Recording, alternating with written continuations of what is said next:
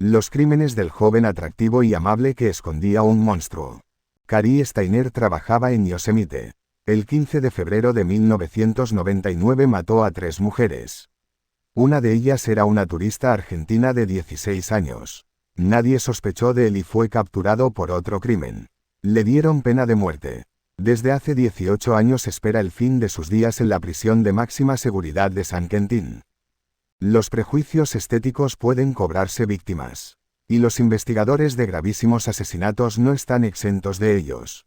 Eso es exactamente lo que les pasó a los agentes del FBI cuando pretendían resolver un triple crimen, allá por 1999, en California, Estados Unidos.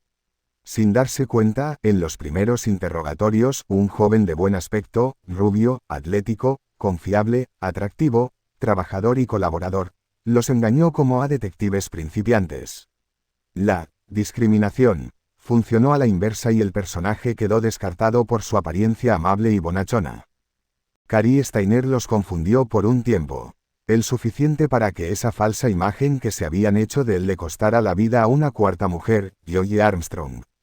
Cary Anthony Steiner nació el 13 de agosto de 1961, en Merced, California, dentro de una familia totalmente disfuncional. Delbert Steiner no fue lo que se dice un buen padre para sus 5 hijos. Había tenido que recurrir a terapia por haber molestado sexualmente a 2 de sus hijas, Cynthia y Cory.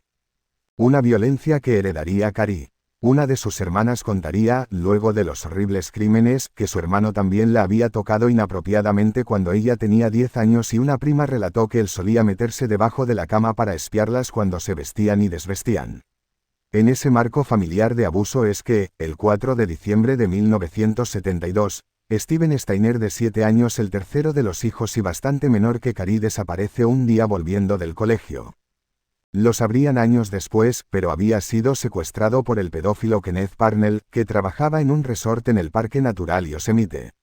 Parnell lo retuvo y abusó de Steven durante 7 años en los que vivieron mudándose mientras el delincuente sexual se hacía pasar por su padre. Steve no atinó a fugarse, pese a que muchas veces lo dejaba solo. Con su desaparición, su padre Delbert enfrentó tendencias suicidas. El caso generó conmoción en la sociedad, inspiró libros y películas. Pero por sobre todo acaparó la total atención de Delbert y Cary Steiner, que quedaron sobrepasados por la angustia. Toda su atención estaba puesta en el destino de Steven y en qué le había pasado, atención que Cary Steiner deseaba para sí.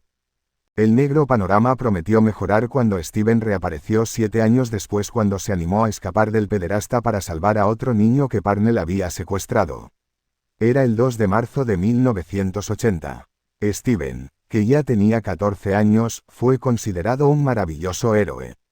Cary se sentía cada vez más en las sombras. Sus padres vieron que su niño regresaba vivo, era como un milagro. Pero ese niño ya no era quien había sido.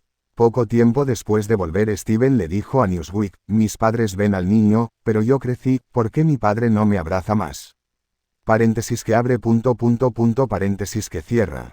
Todo ha cambiado. Muchas veces me culpo a mí mismo. Me pregunto si debí volver a casa. Hubiera sido mejor si no lo hubiera hecho. Lo que parecía obvio, que todos debían hacer terapia para superar los traumas experimentados, no se llevó a cabo. Según una de sus hermanas, Steven no hizo tratamiento porque su padre no quería que lo hiciera, decía que no hacía falta. Steven lo pasaba realmente mal, no habló de los abusos con nadie y en el colegio le hacían bullying. Entonces empezó a beber, su vida era un caos y terminó siendo expulsado de su casa. En 1985 se casó y su vida mejoró. Tenía solo 19 años. La atención mediática sobre todos los Steiner fue una constante. Cary no estuvo feliz con la aparición de su hermano. Sus celos empeoraron cuando se publicó un libro y se filmó el caso de Steven. A principios de 1989 se grabó una miniserie de TV basada en su historia, Mi nombre es Steven, que dieron la NBC y la BBC y que más tarde se convirtió en película. Steven actuó como extra haciendo de uno de los policías que lideraron su regreso a casa. Obtuvo 4 nominaciones para los premios Emmy. Cary veía agigantarse sus celos por su hermano, al igual que sus perversas fantasías sobre raptar mujeres, violarlas y matarlas. Pocos meses después, el 16 de septiembre de 1989, a los 24 años, Steven murió como consecuencia de un accidente de moto. Dejó una joven viuda, 2 hijos pequeños y su trabajo en una pizzería. Se dijo que a Cary lo golpeó mucho la muerte de su hermano. Pero nadie puede asegurarlo. Un año después, Jerry Steiner, el tío de Cary y con quien vivía, fue asesinado de un escopetazo en el pecho. Cary dijo haber estado en el trabajo al momento del crimen. Lo investigaron porque habría tenido muchos motivos para hacerlo. Él había asegurado que Jerry había abusado de él cuando tenía 11 años. El crimen no se pudo probar. La vida de Cary continuaría a los altos. En 1991 intentó suicidarse, en 1995 fue admitido en una institución psiquiátrica y en 1997 fue detenido por posesión de marihuana y metanfetaminas. Ese mismo año empezó a trabajar en el Hotel Cedar Lodge, del Parque Nacional Yosemite. En el mismo lugar donde, en 1999, se consumaría como asesino en serie. Una fantasía que, según él mismo confesó a la policía, tenía desde los 7 años. Durante un año entero, Cary Steiner había estado preparando su triple crimen. Había planeado matar a su novia y a sus 2 hijas de 8 y 11 años luego de violar a las pequeñas. Pero su macabro plan se desmoronó cuando apareció una visita inesperada. Volcó entonces su atención en el Hotel Cedar Lodge, captaría allí a sus víctimas, en su propio lugar de trabajo. En 1998 había apuntado a 2 chicas finlandesas, pero tuvo que salir corriendo cuando llegó un acompañante de ellas. Se salvaron por un pelo. El 14 de febrero de 1999, día de San Valentín, Erin Murphy de 12 años, su hermana y 2 amigas fueron a divertirse al jacuzzi del Hotel Cedar Lodge. Cuando entraron al agua un joven de mucho pelo en el pecho ya estaba allí. Era Cary Steiner que las observaba con cuidado. Al rato descubrió que estaban acompañadas por un hombre, Bill Murphy, el padre de las hermanas. Escaparon, sin saberlo, de un destino horrendo. Al día siguiente, 15 de febrero, Steiner eligió a otras 3 víctimas, Carol Sund, 42, su hija Julie Sund, 15, y la argentina Silvina Peloso, 16. Las había visto en el lobby. Por la noche las acechó desde la oscuridad, en ese desolado hotel de montaña. Caminaba por allí y vi un auto rojo solo, estacionado frente al cuarto. La cortina del dormitorio estaba abierta y observé a 2 mujeres jóvenes y a la madre. No había un hombre allí. Steiner tenía puesto un mameluco de trabajo y llevaba una mochila que contenía una soga, un cuchillo grande, un rollo de cinta adhesiva y un revólver. Estaba todo preparado desde hacía mucho tiempo. Carol, Julie y Silvina habían partido desde Eureka hacia San Francisco el domingo 14 de febrero. Allí habían alquilado un auto Pontiac Grand Prix rojo y Carol había manejado hasta Stockton.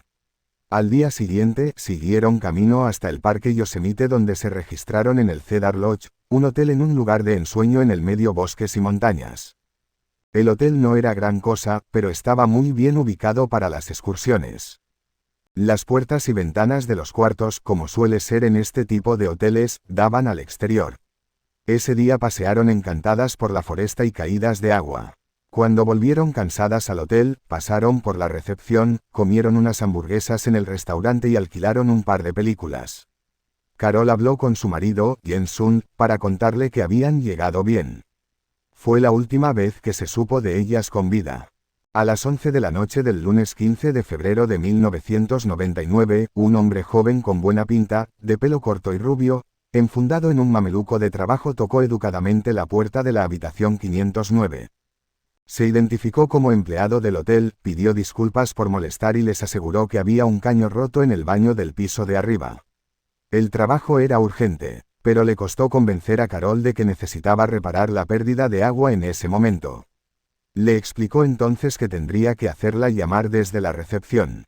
Ella finalmente accedió y le franqueó la puerta al temible hombre que deseaba convertirse en asesino.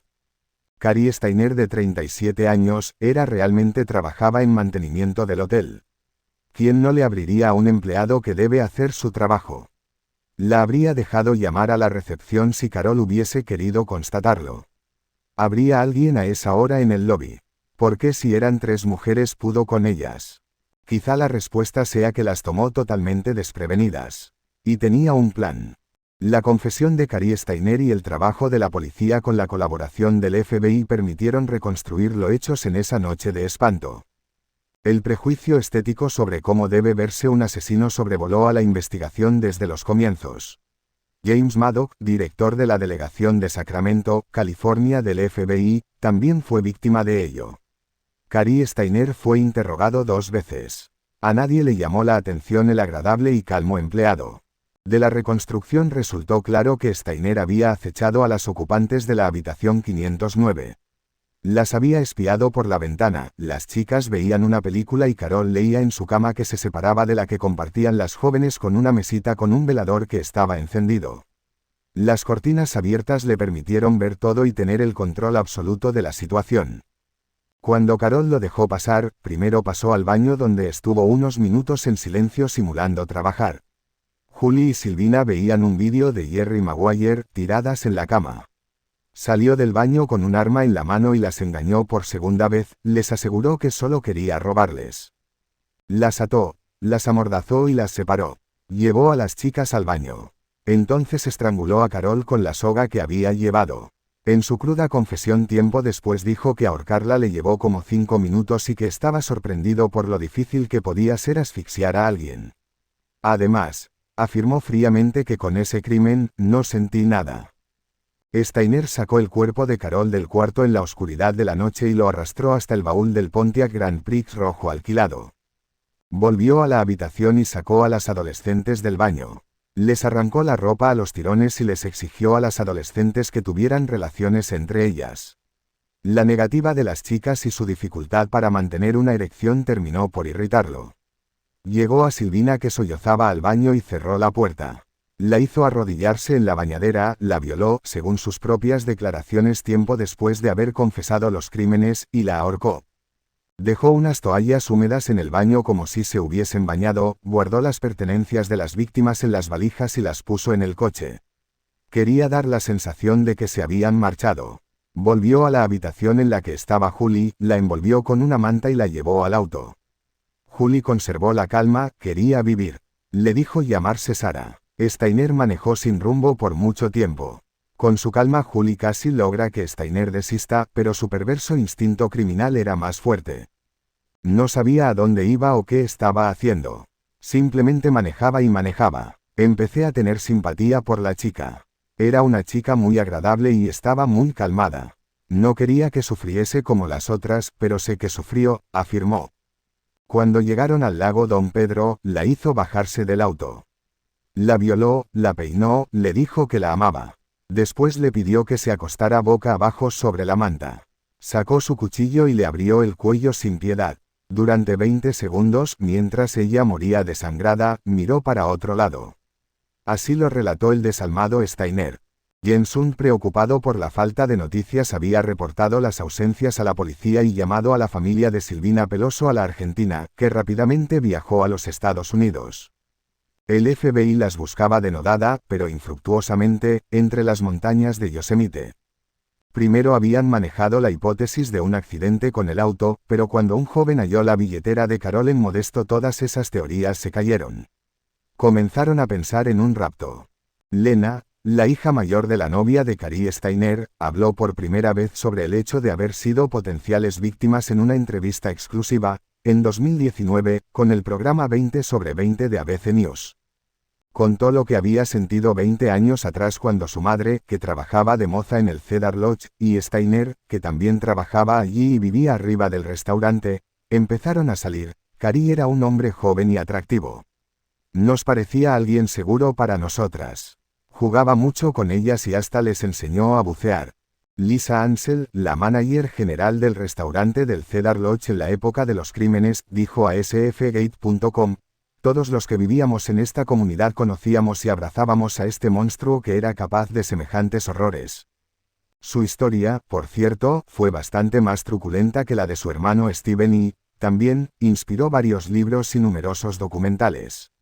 Cary Steiner, el hombre amable y adorable en el que nadie parecía intuir un temible asesino, lleva casi 18 años en la fila de la muerte en la cárcel de San Quentin, en California. En todo este tiempo las mujeres, al menos de él, han estado a salvo.